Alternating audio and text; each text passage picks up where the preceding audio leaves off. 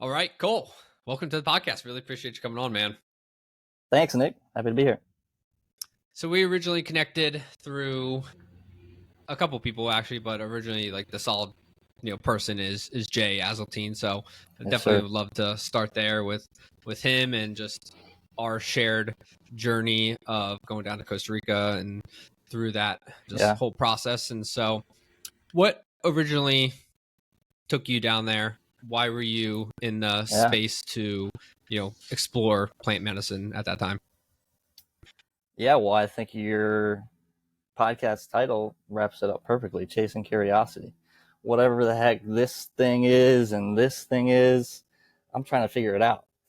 That's the gist of it, really. And so I'd had some experiences with plant medicines before, mainly psilocybin, and I knew ayahuasca was an extension of that exploration, that realm. And I knew there was more to learn. I'd heard so many different experiences and trip reports from other people, and I was fascinated.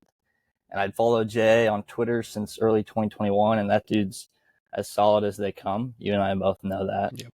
And it seemed like he had created and cultivated a space for people to safely and securely make those discoveries and explore themselves in this world. And I said in June of last year, I was like, hey man, this ayahuasca thing's calling my name. It's speaking to me.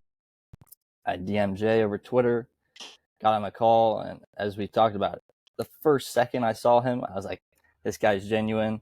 He didn't even need to say a word. I just knew right away. And then we talked for maybe 30, 45 minutes, and I knew I was in the right spot. 6 months later, I'm down there in the Costa Rican jungle, deep in Mother Ayahuasca.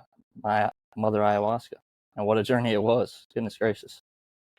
Yeah, a week that I think anybody who goes down there will always remember. I know, Mm, speaking for myself, that has for sure fundamentally changed the mm, direction and course of my life and yeah. how I felt about myself and how I felt about the world and just have approached life completely differently since then. So what are some of the big takeaways from that experience for you?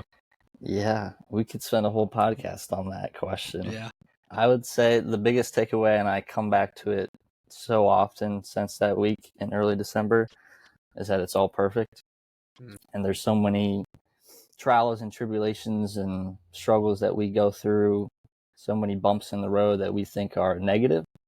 And when we look back at them all, and this is my experience in night 2 of that week in the medicine, was they're all perfect and they all come together and they all happen for you for your ultimate benefit. And in one sentence, it's all perfect. No matter what happens, no matter what you think might pop up, and you're just like, this is the worst thing ever. How could this happen to me? I get in a car accident. I made a bad investment. Whatever it is, it ultimately leads to this benefit and this perfection that is hard to put into words. It just is perfect, and it's all perfect. And that was my greatest and overall takeaway from the week. There's so many little intricacies, things that popped up during that whole week, but that was the main one for Mm. sure. Were you a pessimist or just more, kind of had a negative view on things before that, or did it just No, kind of I wouldn't. exemplify? No, I wouldn't say so. I would say I was certainly an optimist. I'm certainly always been a positive guy. I've certainly been of the belief if you can make it a positive, why would you not? And one download that I had while I was in the medicine was actually make all interpretations positive. And we have the ability to do that. People talk about mind control, right? It's like controlling other people's minds, and you can actually control your own. And you have the ability to interpret whatever happens to you, whether it's that car accident, whether it's you get food poisoning. You could somehow twist it and say, this is the best thing that could ever possibly happen to me. And there was actually one thing that happened to me where I was cooking in the kitchen. I was making a red wine reduction sauce. The bottle was out on the counter. It was open. I reached out, knocked it down, hit the ground, glass shattered, broken bottle, wine everywhere. And I'm thinking, the first thought, the instinctual thought is, gosh dang it. But then I say, well, no, that was the best thing that could have happened. And that's incredibly weird for one, but it's incredibly freeing on the other side. And it's like, why would you not choose to make everything the ultimate positive if you could? And that's something I wrote about in my newsletter. My recap of it was, I'd rather have everything be the best and ultimate positive than some things be positive, some things negative, or everything else is negative. So I just make everything a positive. I think that's who I've always been, but it's taken to another level since that week in Costa Rica. It's been taken to another level. Yeah, it's something I've been talking a lot about lately, or just similar vein of like pretty much everything in life. We get to choose our beliefs, how we react to anything, how we think about things. And so why Yeah. not just choose beliefs or choose thoughts that are uplifting or positive, that are optimistic? Exactly. And whether it like works out in the end as how you expected it to or wanted it to is something completely different. Right. But if it's going to end up, quote unquote, not how you want it anyway, why not be positive leading up to it? Or like, why Yeah. think about it negatively leading up to it? And I'm a firm believer Exactly. of just like the mindset you go into things with will create that reality for you. If you think things are going to go poorly, then yeah, they'll probably go poorly. If you think things are going to go Exactly. positively, then you're influencing just in your actions and the people around you to have that be a greater probability of being something that is ultimately positive. Exactly. Your mind creates your reality. That's the fact of the matter. That's your consciousness. It's your awareness. It's your interpretation. We try to think that we can control things, and what we can control is our reaction and our interpretation of it. We can't control actually what happens. We can't control outcomes. We walk into a coffee shop, we don't know what's going to happen. We wake up in the morning, we don't know what's going to happen. We hop on a podcast, we don't know what's going to happen. But what we can control is how we interpret those things. And for me, that's been a great life hack, no matter what it is, just twisting it to the ultimate positive. Why would you not do it? Yeah, I think it's Jung who says perception is projection. So it's just if you look at things or however you're looking at things, just projecting your own either views, thoughts, insecurities, positive thoughts on whatever it is you're thinking about. And so the other aspect of the subconscious mind that I've really dug into a little bit there was, again, in regards to Jung, is just like if you think about, I don't know, you see a 20-year-old walking out of like a mansion and you're like, oh, that guy must have got a bunch of money from his parents or Trust whatever, fund trust fund. kid. Yeah, Yeah, it's yeah, just like yeah. you're like, there's no way he could have succeeded on his own and afforded that. And your mind doesn't like recognize other people. Like it thinks you're just like talking about yourself in general. And so what you're saying is like, and what you're telling yourself in that manner, thinking it like that is, oh, I can't do that unless I get a trust fund. Oh, I can't never be that successful unless I have something go for me, or I'm, breaking the law, or however you think about it, and how that person has succeeded the way they have. That is not just, oh, they worked hard and they found something and provided value for other people and made a lot of money doing it. So to your Wow. exact point, that your thoughts, your mind, how you think about things ultimately will create the reality that you go out and live on a day-to-day, Yeah. week-to-week, month-to-month basis. That's powerful. I must ask, because I haven't dived too deep into Jung and all. What are your best and favorite resources around his knowledge and his research? So my His favorite teachings. YouTube channel for just like psychology and stuff in general is, oh man, I'm blanking on it. This feels bad. Let me look it up real quick.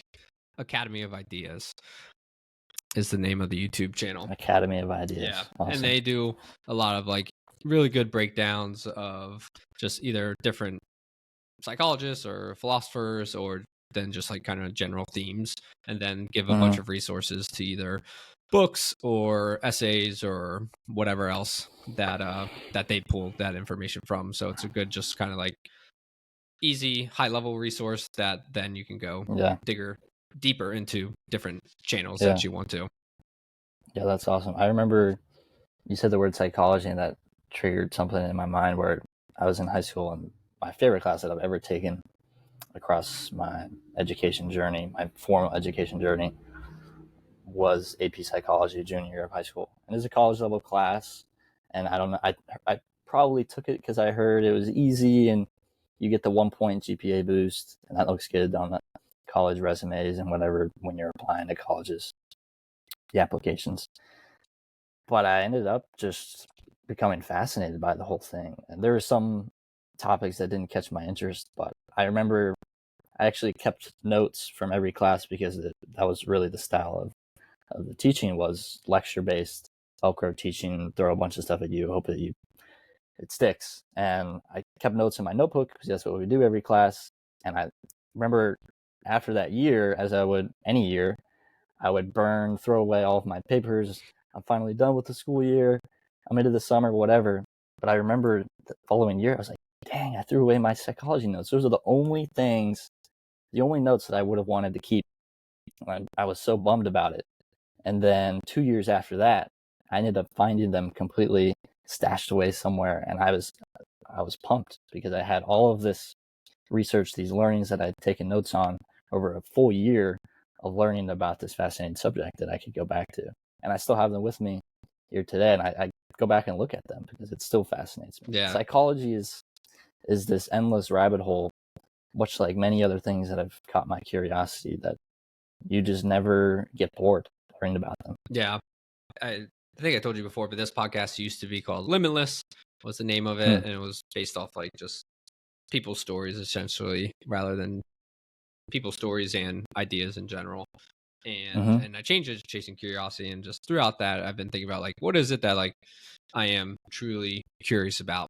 And to that point, it's more than anything just the human experience. So whether that's psychology, sociology, just like, why do individuals act the way they do, and why do people on a mass scale act the way they do? So like culture is just fascinating, like how we got to where we are today, and just why people believe what they believe, and why some beliefs are more prominent than others.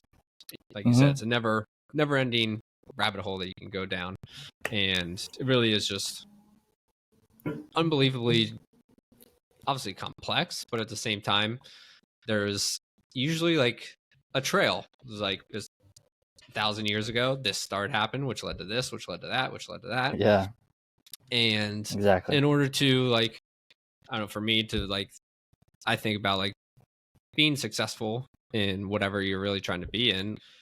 At the end of the day, it's human nature, you know, whether it's business or trading or whatever, your relationships. It's just like the better you understand people, the more successful you're going to be in life, or just the more aware you are of like why people are what they are, so you can help or better affect change in that person or just in your situation. And it starts with knowing thyself, knowing yourself first. And that's the key to everything else, really. That's the foundational learning, is learning who you are, everything about you, the psychology of yourself, how you're wired, how you operate, to optimize for yourself. Because if you don't understand the thing that you experience the entire world through, how can you understand the rest of the world?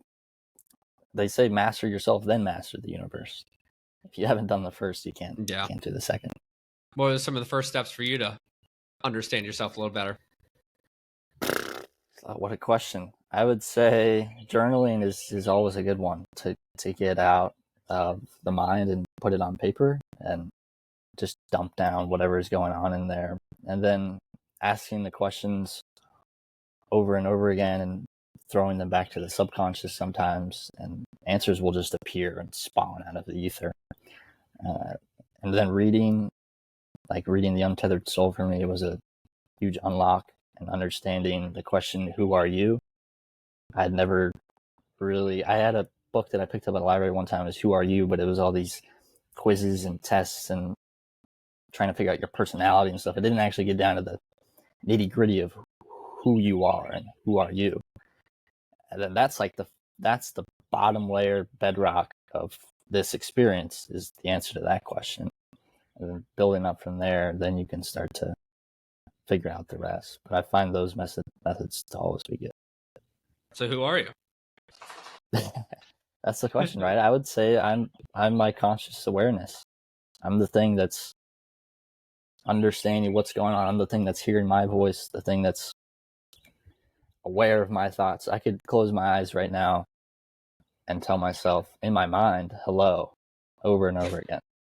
And then there's something that's aware of that, right?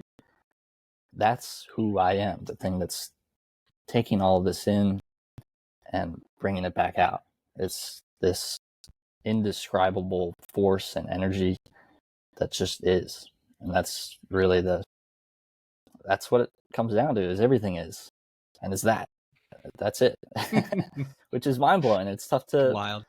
tough to accept that and be like, yeah, everything is, but that's it. Everything is, including yourself. Yeah.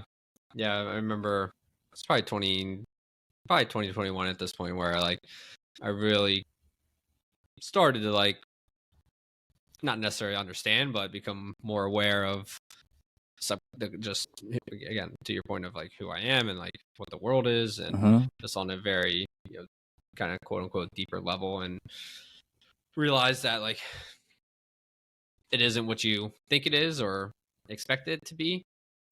And it's a pretty just jaw dropping moment to be like, oh man, again, just as we talked about a little bit before we recorded, just what I thought this whole experience was and this world is completely different than what it really is. And it knocks you back a little bit, and you're just all right, let me regroup here and take a deep breath, and it's all gonna be okay. And just kind of start to slowly work through it a little bit here. Yeah, I find a lot of the pain and the suffering we go through stems from when we separate ourselves from the infinite unbound of the universe, which is some deep stuff. But usually it's an attachment to an identity or an image, which is really just the ego, and it's like, well, I have to uphold this, or if this happens, then I won't be enough, or I won't be good enough, and then that boxes you into this limiting identity that you have, when really there's an infinite range of things that you can be, things that you are, and you're really part of the same infinite force that everything else is part of. And it's all one grand consciousness, which is also incredibly deep. But when we disconnect from that, we dive into ourselves and dive into our ego. It becomes incredibly draining. It takes a lot of energy to connect with that and to upholster that identity and image that we have of ourselves. And that's where we dive into the ego, and that's where we dive into suffering. Couldn't agree more that all pain and suffering results from us expecting things to go a certain way and having shoulds, and in life where there are no shoulds, there's just what you want to do and what is right for you at this given moment.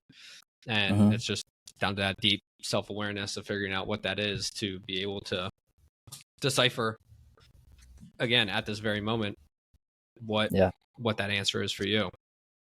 Yeah, that's why Buddhism states that enlightenment is the dissolution of desire and suffering. And in both of those things, you remove just outcomes and wants, and this has to happen for me to be happy, or this has to happen for me to be successful. Those are desires, and then when things inevitably don't go your way because you can't control the infinite, that leads to suffering, and you're falling out of this enlightened state when you reach that. Versus just accepting, in the middle of desire and suffering, is it's just everything is, and then that's full acceptance, unconditional love and acceptance for infinity, for everything, including yourself. Yeah, and along the idea of not following the shoulds in life, I think your life is a good example of that. Of just the normal should is graduate from high school, go to college, then whatever it is after that, where you took a very different path. And so do you mind giving the 60,000 foot view of how you got to where you are today? Sure, yeah. I'd say it started growing up. I always wanted to go to Virginia Tech. I grew up in Northern Virginia. My dad went to Virginia Tech. I rooted for Virginia Tech in sports. I was always my target. And then I took a visit to Virginia Tech. I verified it for the first time instead of trusting, in spring of my junior year, which is 2019. And I stayed down there a weekend with a friend and their family. I spent a night at a fraternity house. I walked through campus, and I was repulsed by the entire experience, really. The architecture was beautiful. Virginia Tech's a beautiful campus. Blacksburg's a nice tucked away area. But planting myself there and saying, I'm doing this for another 4 years when I so desperately wanted to escape it, going into my junior year, I had a thought. I never played it out in actuality to really any degree, but I had the thought. I now have a TDL 180, which is a temporary driver's license. I can drive a car by myself. Why don't I take a car and go to Idaho just to get away from this school thing? Again, I didn't play it out, but it was just a thought I had, and how much I really loathed being in school and being in this boxed-in system that I didn't really associate with or want to associate with. Why Idaho? It just like seemed like a place to escape to. Opposite as you could imagine of where you were. Exactly. Yeah, that's a good way of putting it. Just an escape, somewhere to retreat to. And so I take this trip to Virginia Tech, and I'm like, whoa, I don't feel a connection here. Something's off. And so that planted the seed in my mind of maybe I don't go to college, maybe I do something else. And in coincidence with that, I applied to Virginia Tech despite that. And I'm going through the list of majors to take or do or whatever, study. I'm like, none of these interest me. These all stink. I don't want to do any of this stuff. So I'm building this, man, I don't want to do this list of reasons not to go to college. And then senior year of high school, I take this class called AP Calculus AB. It's a college level math class. I took it again for the 1-point GPA boost. Math, I've always loved math, been good at it. And for the first couple of weeks, it was business as usual. You go to class, you don't learn anything in class, you go home, you study on your own, you teach yourself, you take the quizzes and tests, you get the grade, thumbs up, mom and dad are happy, great. But then something switched a couple of weeks in to the point where I was like, I have zero interest in learning this. I don't want to learn this at all.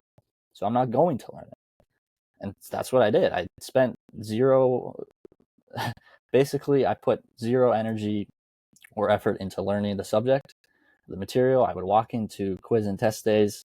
If it was a test, half of it would be multiple choice. The other half would be written, about 6 pages total. I'd get the test. I'd fill out the multiple choice lickety split in 30 seconds, go to the written portion. I'd put 6 + 4 = 10, circle 10, write random numbers. I mean, the question had nothing to do with my answer, but I had to put something down, right?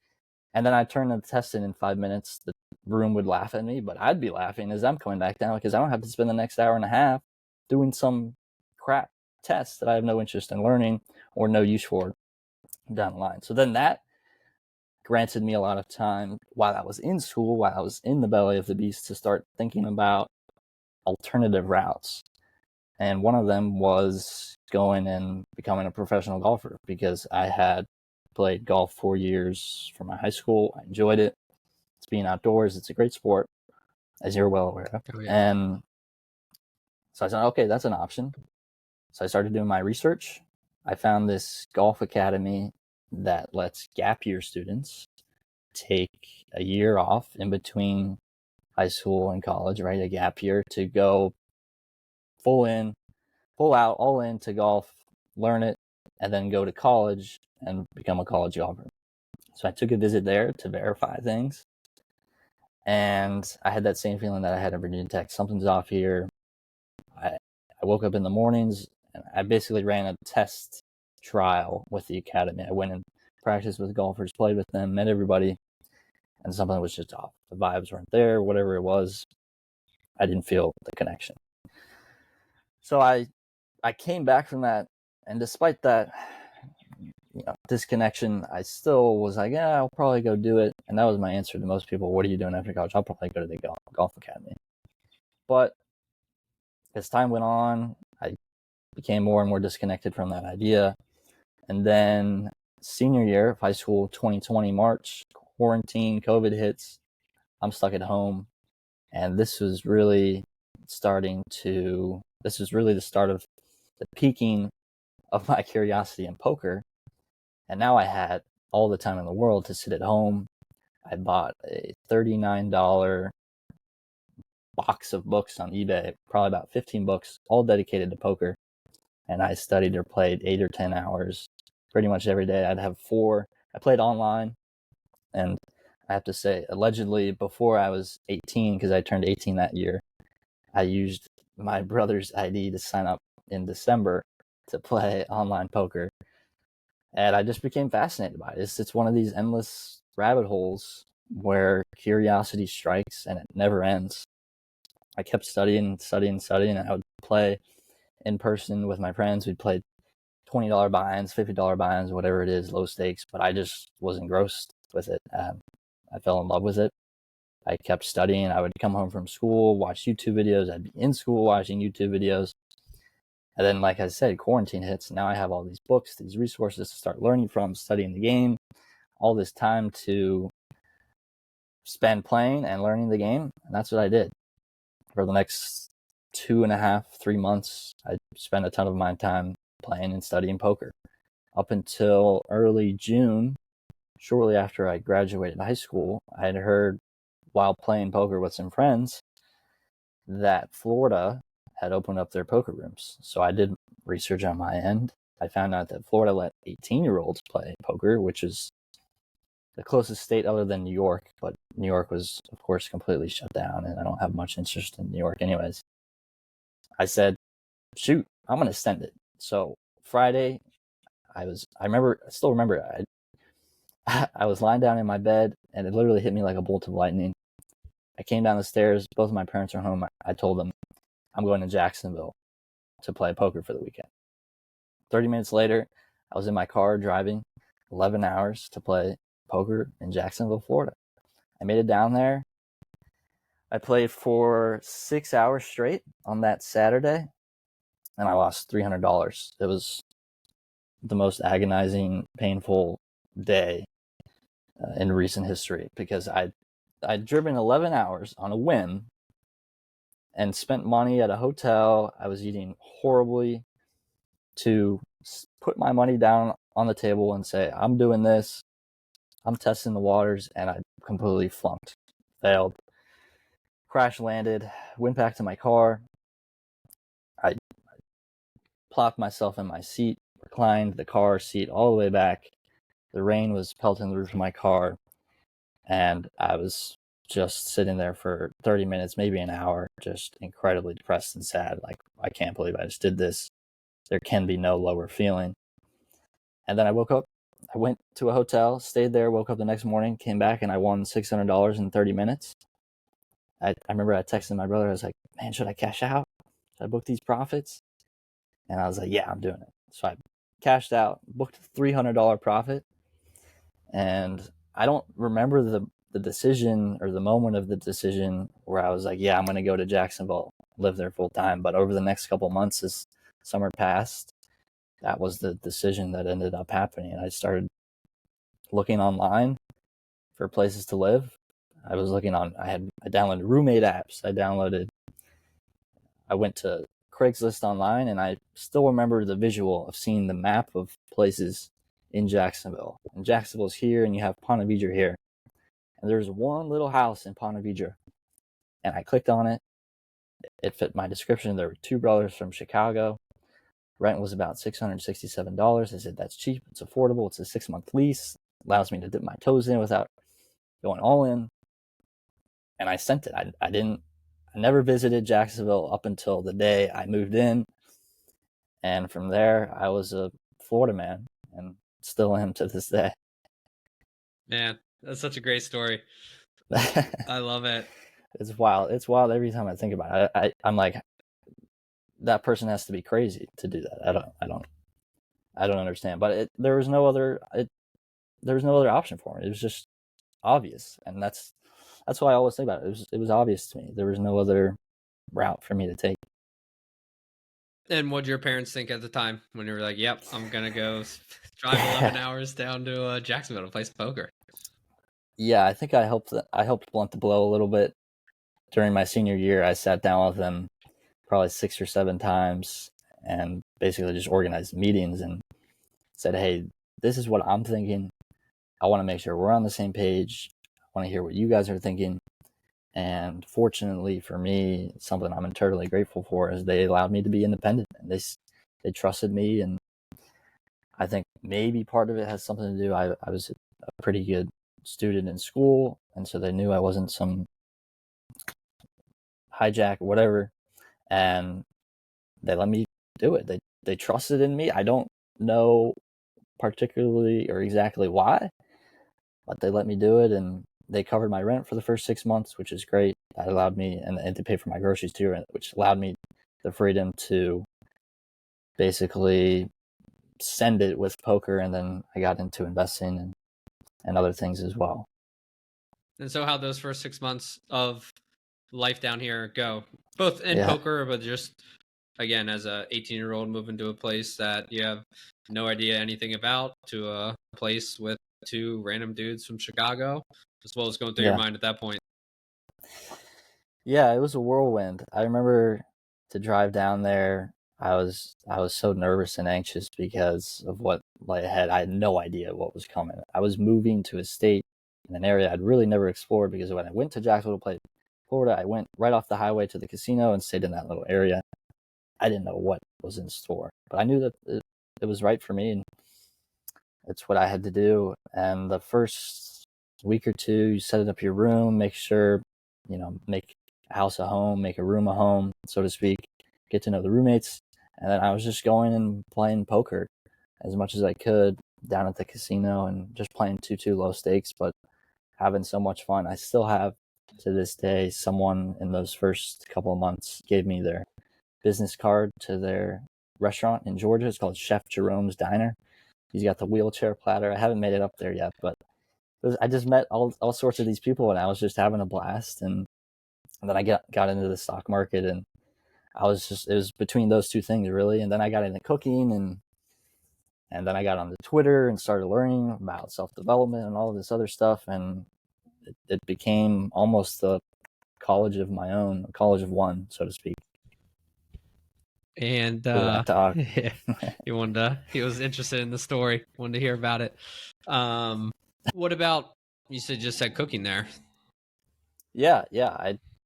I that's something that I took a lot of interest in, caught my eye for whatever reason. I remember the guy I latched onto in terms of the way he posted YouTube videos. His name is Sam, the cooking guy, and they looked delicious. So I said, why would I not try to make that? So I made a few of the recipes, and I verified they were damn delicious. So I was like, man, this is awesome. I can put things together on my own, cook things, and have it taste good. That's pretty amazing. So I ran with it. I started branching out. I still love cooking. I love cooking for my family. I love cooking for friends. It's a healthy way to live. It's something that it's a joy of life, really, to curate flavors and taste profiles through food. It's a way to experience the world too, as well. Yeah, food is culture, it's experience. It brings people together so much more than fuel. Coming from the health and fitness side of what I do nowadays, like that's how a lot of us think about it, and that's how I thought about it for a long time as well. Just like what I put in, I want to go burn at some point, and so that's what all you think about. But it's such a just kind of unfulfilling way to think about food. No pun intended. That to the point is just like conversations that you have sitting at a dinner table over some good food, or some of the best conversations that you'll ever have. Oh, easily. And that's part of the reason why I love it so much, is it brings people together, and I get to cook for people, and it's almost an excuse to gather people and have a good time. Like my birthday party this past year, I literally made an excuse to have people. I put my birthday, it was like a week before my birthday. It wasn't even my birthday. I was like, but you know what? I'm going to cook for a bunch of people and have them over. And we had a ball of the time. And that's what cooking is all about, is, whether it's a summer barbecue or Thanksgiving, it's these meals that are the best of times, and they're all centered around food. Then, so what you've done so far is gambling, or not gambling, but poker, To some gambling, degree, yeah, yeah. poker, stock market, now crypto. What is it about just like, I guess, kind of gambling and Hmm. investing that really attracted you? Yeah, from the poker's perspective, contrasted against it, with poker, I always had to be sitting at a table in person or online. I don't like the online stuff because you can't. There's much less psychology in it. Right? You can't see the person you're playing against. But you always have to be at a table, and essentially you're trading your time for money. It's not as correlated as most traditional jobs, but there is a limit to it. I just found out about investing, and how I heard about that was through Dave Portnoy of Barstool No Sports. way. He started, yeah, he started. DTG. That's right, DDTG, and That's great. mid pandemic, he's trading stonks and and everything's going up and to the right. He's like, stocks will only go up. I'm like, damn, if I'm looking at the market, I'd be saying the same thing. So I hopped in there in August with some capital and followed the same trend. I was lucky to find this trend that popped up really after COVID hit, called the SPAC trend, and there were all these companies. So many of them were just complete bogus, and it was a massive bubble. But I wrote it, and I got in at a very lucky, fortunate time, and these companies would 2x in like a month. And so I just started pumping money in, and I realized I don't have to be sitting at the table to be making money from this. I can wake up. I don't even have to check my account or do anything in a day, and I can still make money from it. It's unrealized, of course, but it's a much better game, more optimal game to play in terms of capital. And then I can kind of supplement that with poker, which is what I did. But then it overtook most of my time. That caught more of my curiosity than poker because of those reasons, and it led me to so many other things. Yeah. And when you were doing some of that early investing, were you just going on trends and momentum of different just themes in the market at that time? I couldn't tell you what I was going off of other than throwing darts blind.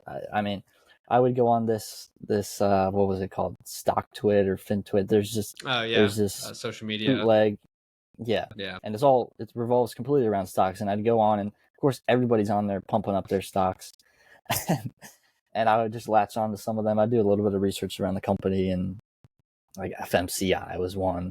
Ended up becoming Tattooed Chef, which is it's basically worthless now. And I just started pumping money into them, and because everyone else was, and the United States government pumped $6 trillion into the economy, everything was going up, and I was along for the ride. But I didn't have like a formulated strategy. I had an investing notebook, and I'd take notes, and I'd do research and understand some more basic investing principles, but I didn't really know what the heck I was getting myself into. I remember my first drawdown was in late October, and I panicked. I was like, what? What's going on? Everything's red. And I sold stuff, and then 5 days later, it's back up in the green. And I was slapping myself for doing it. But really, it's just the beginner's luck, and then playing it like a beginner as well, not really knowing what I was doing. And fortunately, I wasn't in a difficult market, so I didn't get wrecked. But I ended up learning lessons regardless down the line. Yeah, I mean, bubbles are a beautiful thing if you time them right. Get in That's at the right. right time, get out at the right time before they pop. That's right. And as long as you have like that self awareness of I don't know what I'm doing, so like I should take some profits whenever things Yeah. are looking good. Like that's Mm-hmm. really all you need to know.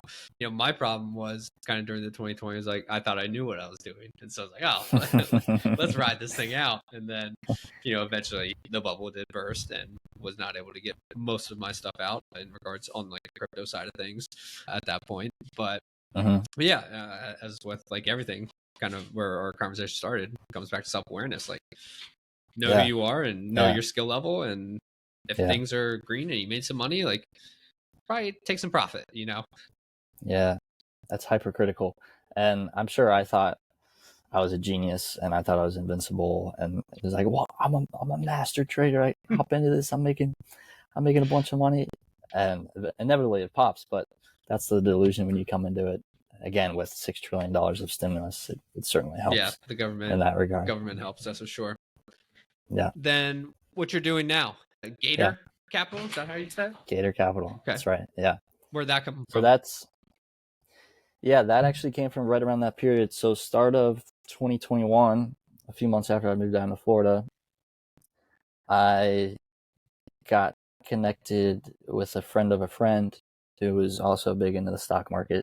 His name is Ted Zhang, smart guy. And so I texted with him back and forth, and we exchanged ideas and kind of outlooks on the market, et cetera, et cetera. And one of the things he told me was to create an LLC for tax benefits. And I ended up doing it, but I never connected that LLC to my account. So I didn't get any tax benefits or anything. But what you have to do when you come up with a name, when you come up with an LLC, you got to come up with a name. And so I don't know. I know in part where it came from, but the obvious choice to me was Gator Capital, and it's Gator not spelled Florida Gator. It's Gator spelled Gaiter, which is my nickname. My nickname that stems from an 8th grade inside joke in Spanish class. And it just fit. It stuck, and I started my Twitter when I hopped on the Twitter there in January of 2021. I made my account, I think Gator Capital or Capital Gator or something, and I built it around investing and my ideas there. And so when I was starting to ideate on what I wanted to do, bigger picture, expand outside of myself in the years following that period, I knew I wanted to start an investment fund of some sort. And so I ran with Gator Capital, and that's been the name of it. The idea, the thesis behind the fund has shifted many, many, many times. And it's, as we talked about before the podcast starting to finally finalize, which is unbelievably rewarding. Yeah, that's awesome, man. Excited for you. Then with your both Twitter and newsletter, I really enjoy your writing. It's really good stuff. Where have you always been a good writer? Like, how did you just kind of develop that skill set? You've built a good following on Twitter. Was it always very intentional? No, like, especially when I first started that Twitter account, I never intended it to be something to expand on and grow a following. And even really now, it's not like I do it for the following. But writing is something that's I've always had a knack for it, and I've always really, really enjoyed it. I remember being in 3rd grade, and we had this creative writing opportunity where we got to write a story completely spawned out of our minds. And I ran with an idea, and I was about some dragon and some like hero and some beast, and I just loved it. I loved everything about it. And every opportunity that I got in school, albeit few and far between, and the opportunities that we did get were often very rigid and structured, not really unlocking my full creativity, but I always enjoyed them. And I just had a knack for it, and got good grades on the assignments where they were essay-based, writing-based. And it's something I did in my free time as well, journaling. And I would write about the Washington Redskins at the time, Washington Commanders, just on my own, and just dump ideas down. And it's a dance with words. That's what writing is, and it's a beautiful way to express oneself. And I've always had a knack for it. And so thinking, when I started this Twitter account to what it currently is, it was last August, and I was Gator Capital at the time, and I had written some threads and tweets about Bitcoin. And I was thinking about changing it to my name. And what I was really trying to figure out was what was optimal for the fund and Gator Capital. Was it putting under my name or putting under the fund's name? And I toyed back and forth on the idea. And I was really wrestling with not putting my name under it. And I was just incredibly uncomfortable with it. And I couldn't come up with a rational reason why in my mind. And that was one of those things where you just have to surrender to it and close your eyes. And in poker, they say it's a crying call, and you put your chips in the center. And I remember I changed my name, and I got verified. You pay the verification. It's a much easier process now. And I remember looking at my name on Twitter, like, what the heck? Like, this is my name. And I started writing. I felt uncomfortable. Now it's like, why didn't I do it earlier? It's just a part of me now, and I love every part of it. And I started writing that newsletter in mid-November, coincidentally right before, probably not coincidentally, right before Costa Rica. And that's called Capital Gator. And that's just a place for me to dump some ideas down, whether it's Bitcoin or consciousness or my ayahuasca recaps, thoughts, principles, whatever it is, psychology, learnings, whatever it is. It's just a place for me to do that in a public type of setting, more longer forms than Twitter. But Twitter, as you see, I almost entirely tweet about Bitcoin, and I love every moment of that. Why do you think you had that hesitancy of putting your name on it? Yeah, it comes from protecting, which is where a lot of the pain, it's the cocoon. It's really what it is. And the cocoon, we sometimes will trick ourselves into telling us it's comfortable, but the cocoon is dank, it's sweaty, it's disgusting, it's humid in there. It's like, I like to put it as, it's like being in a tent and being locked up in the tent, and you open up the zipper and then there's a whole universe outside of the cocoon. And if you stay in that little tent, you have no idea what else is out there for you. And the cocoon is basically protecting yourself or dumbing yourself down or selling yourself short or telling yourself you're not good enough, whatever it is. And there were some of those things, maybe not all of them, but I was just like, man, I'm putting my name out there behind ideas. Again, I couldn't come up with a rational reason for it. And I knew that meant it was an opportunity for growth and something that was going to help advance me to the places and the person that I wanted to be. So I sent it, and like I said, now it's just, why didn't I do it earlier, and why was there even pain? I still can't come up with a rational reason for why that obstacle felt so large in my mind at the time. Yeah, and it's funny. It's back to human experience. I think it's one that every creator has at first. I know for myself, posting was a huge hurdle to get over. For my first 5 years, 6 years of working in the corporate world, I always had a side hustle that I did. It was, I've had probably 5 over the 5 years. But my thing that I always tried to do was like not have my name out there. I always did things that like I didn't need to be public about what I was doing or post or do whatever. And I think that's ultimately why they all failed, because I was afraid to put my name behind things and show what I was doing. And for me, it was fear of looking like a failure if they did end up failing, fear of judgment from others. Judgment's a big one. Yeah, fear, that was a huge one. But then posting under my own account, own name, starting in 2022, I think it was, ultimately led to get from it, especially when you post like more personal things of just like, there's no hiding anymore. You're posting things online for anybody to see. Like, if you don't want to do that, that's fine, but tell other people in your life. But if you're willing to post things online for anybody to see and shit talk you back about, just like I said, a freedom that is really hard to get anywhere else, because you're just saying at this point, like, I am who I am, take it or leave it. And like, some people are gonna fuck with it, some people aren't, and if you don't, oh well. But the people that do, like, that's my crew. And so and so it's like, if I or we or whomever says to unconditionally love and accept yourself, how can you say that and then not be able to put yourself out there? And Jim Carrey said this thing one time in a speech at a college. He said, in order to find peace, you need to let the armor go.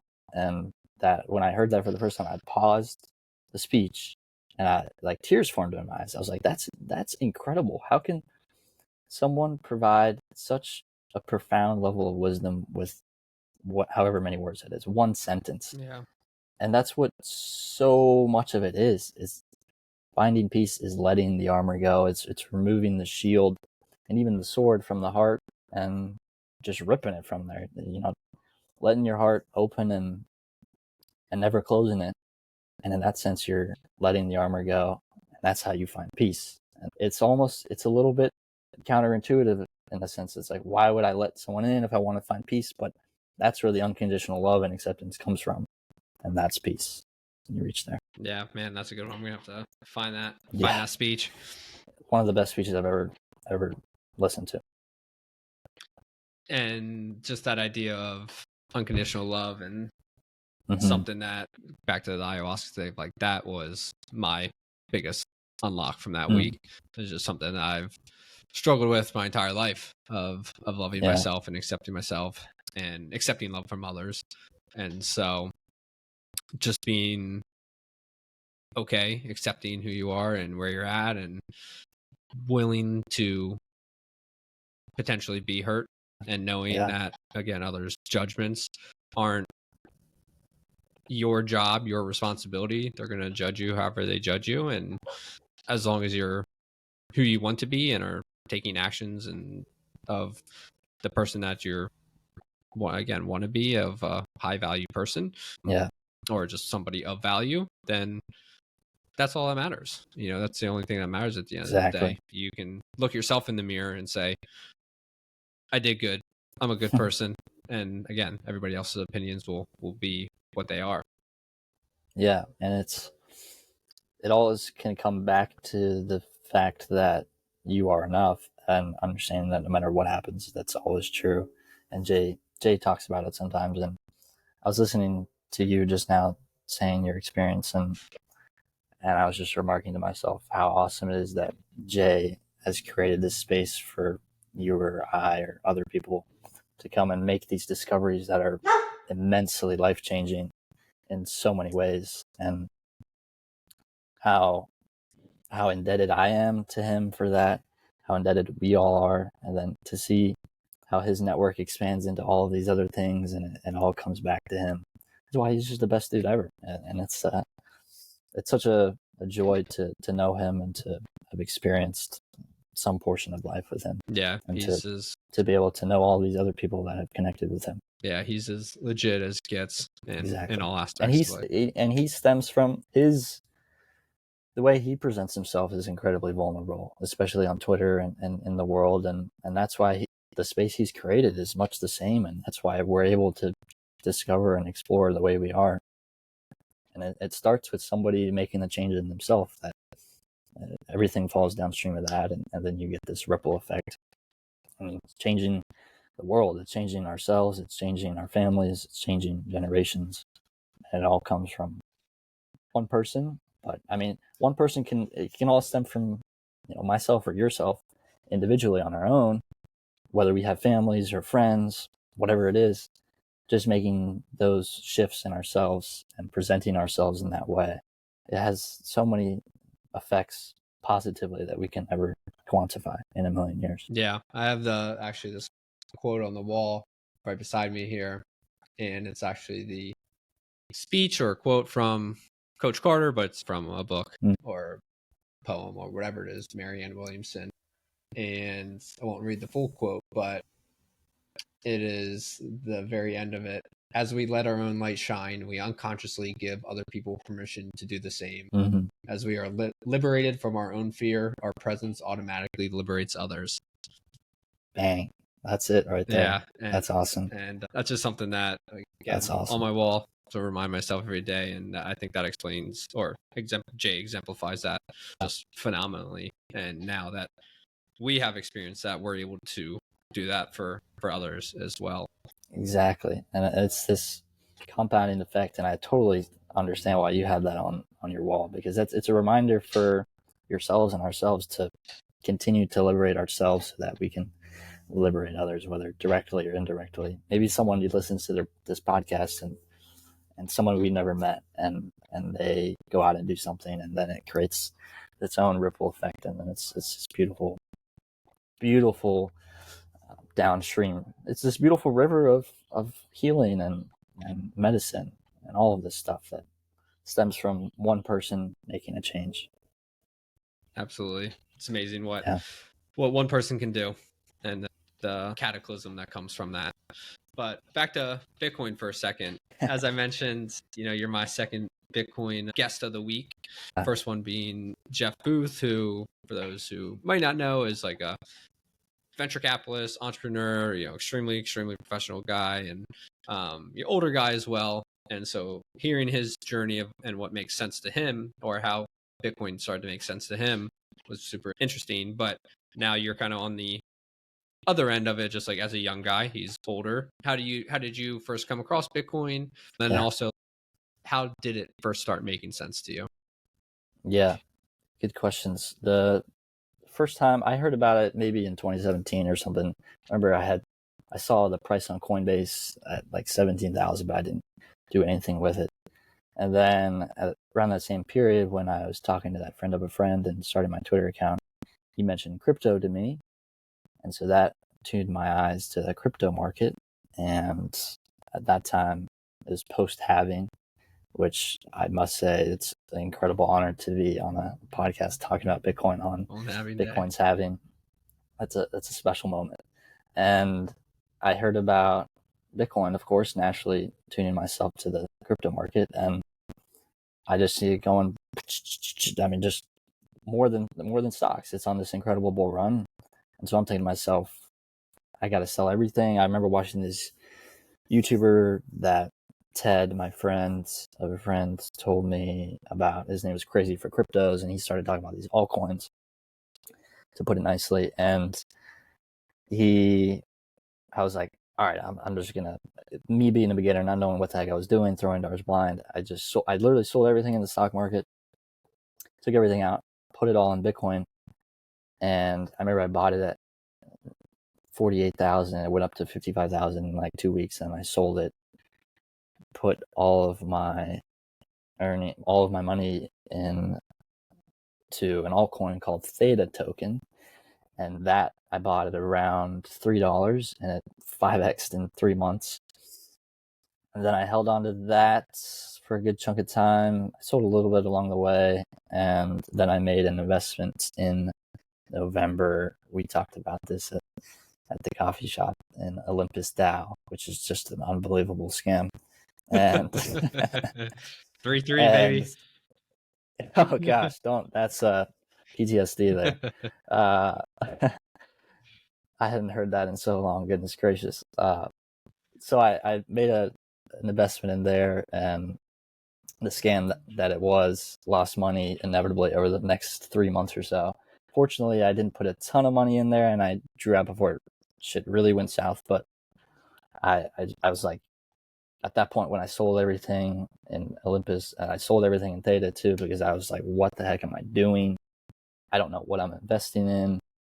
I'm approaching this completely incorrectly. So I reevaluated, went back to square zero, and started casting the widest net I possibly could across all asset classes and investment opportunities. And I got put onto the Bitcoin halving cycle by this account called DeFi_initiate. I'll never forget it. And he was talking about the halving cycle and this model that he had built with the power law and some other programmable metrics and all this stuff. And the halving cycle is really what flipped a switch for me. I was like, something's going on here with Bitcoin. Every single time Bitcoin halves, there's a huge bull market in the following 18 months. Why is that? What's going on? And so that started to trigger some questions in my mind. And then once you start to do that, as any Bitcoiner knows, once the first step is made down the rabbit hole, you're in it forever. I haven't come up since. I am so incredibly far down it, and somehow I'll be infinitely further down it tomorrow, the next day, the next week, the next month, 10 years from now, 100 years from now. It's the greatest learning opportunity that's ever been presented to me. It's the greatest rabbit hole there is, and it's the best rabbit hole there is for so many different reasons. But that's how I got turned on to it. Yeah. What part of the rabbit hole are you currently in? I'm in the IMF and the World Bank, these disgusting savages that extort human beings from all over the world, mainly the global south. It's revolting. I'm writing about it, and I literally have to step away from my desk, and I put my hands to my face and shake my head. It's like, how can this exist in the world? And it's an extension of the problem that's existed for so long with money, and it's centralized control and manipulation. It goes back to the agri beads in the 15th and 16th century, where these European settlers, they come to West Africa. They see West Africans using this form of money called agri beads. They're these glass beads, and they put them together in necklaces and bracelets, and that's how they would trade and transact. That was the money they used.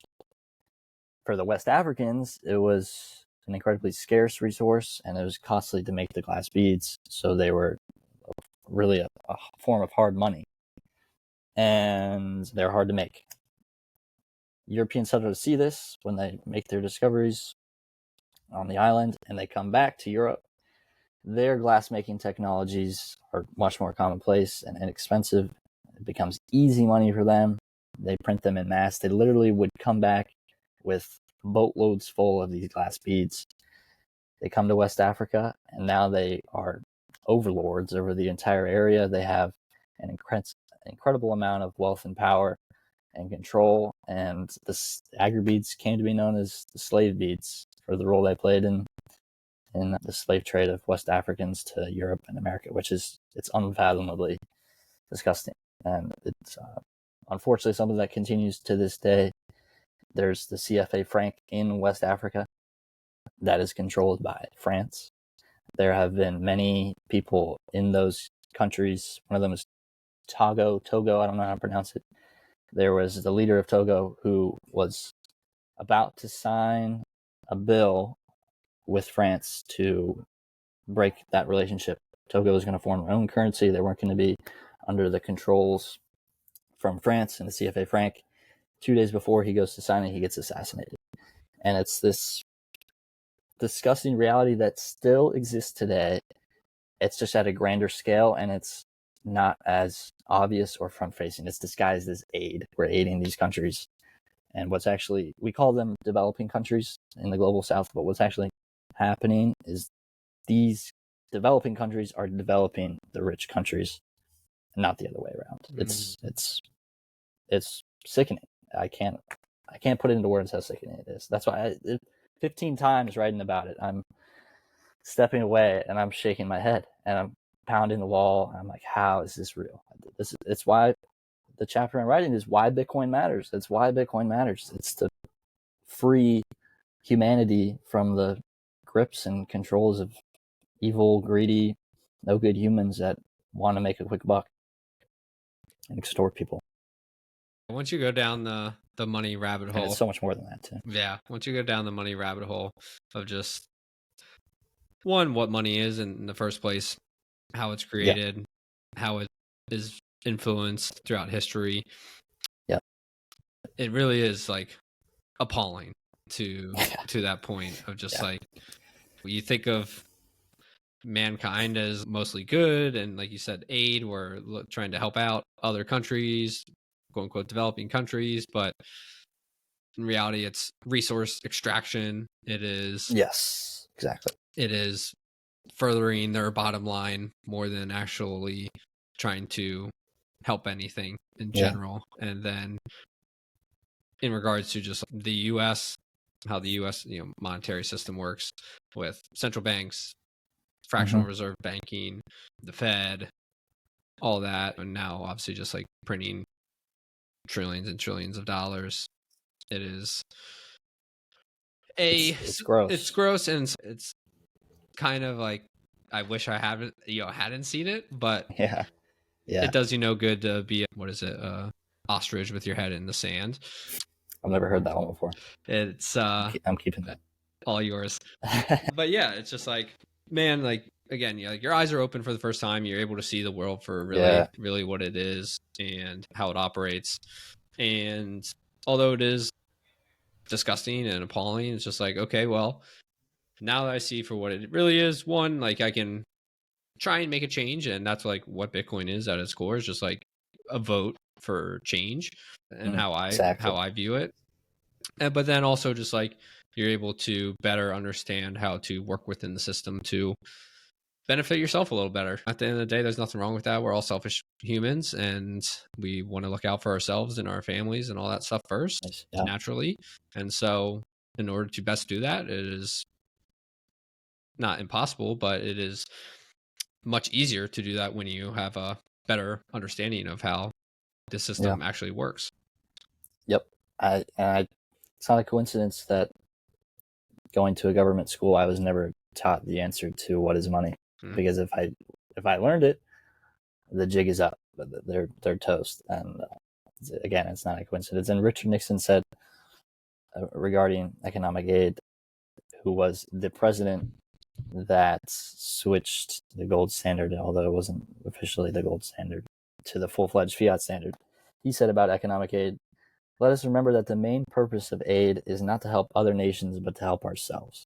And that's what it is. It's saying the quiet part out loud.